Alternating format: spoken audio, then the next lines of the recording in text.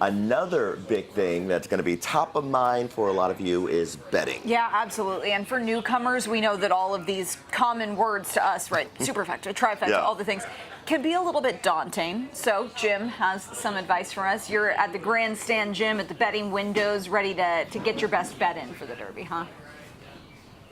Exactly, Grace. There's a couple of ways you can place your bets. Obviously, you can do it through some of the apps, Twin Spires app, namely for those who come in here to Churchill Downs, or you can go to one of these classic betting windows, place your wagers in person. But any way you decide to do it, there are some tips you really need to be aware of because, as you mentioned, things can get a little bit complicated. So I sat down with Joe Kristufek, who is the lead racing analyst here at Churchill Downs, and he was telling me all about the different ways to bet. One of the big things to know how you like to bet so you can have some fun on Derby Day. When you're betting on horse racing, there's a huge menu you can order off of.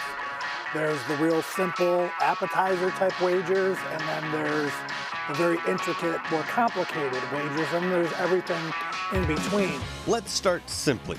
Your three basic bets look like this: win, place, and show. If you're betting a horse to win, that horse must win.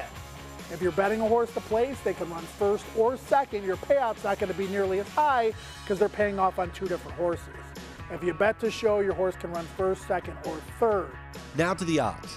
The lower the number you see on this side means that more bettors think this horse will win. The lowest number in the field, well, that's your favorite. You bet $2 to win on a 2-to-1 shot, you would get 3 times your payout. So it would be 2-to-1 plus the original $2 that you bet. 4 plus 2 would be a $6 payout. If you bet a 20-to-1 shot and it wins, it would be 2 times your 20, which is 40, plus your original 2, you'd get at least $42 back. Kristufek says one important part of playing the horses is figuring out how you want to bet. Whether you're a data person who loves crunching numbers and looking at stats, or maybe you're just superstitious. You bet your favorite name, your favorite numbers, your favorite colors, birth dates, families' birth dates, and sometimes those random numbers come in, and they could be life-changing scores. Lastly, make sure you know yourself, how aggressive you want to be, and make sure you play responsibly. Have a budget, start with that, and then decide how you want to use that budget. Are you somebody that's conservative, that wants to try to take your $50 budget and turn it into $100? Do you want to try to take that $50 budget and maybe try to turn it into $250?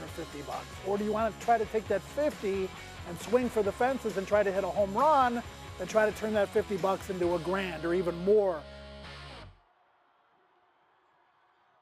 And when I was sitting down with Joe, I had to take the opportunity to talk to the lead racing analyst about what kind of stats he looks for when he places his bets. He told me, number one, speed. Look at the speed that these horses run in and make sure that they're getting faster at every single race that they're going through.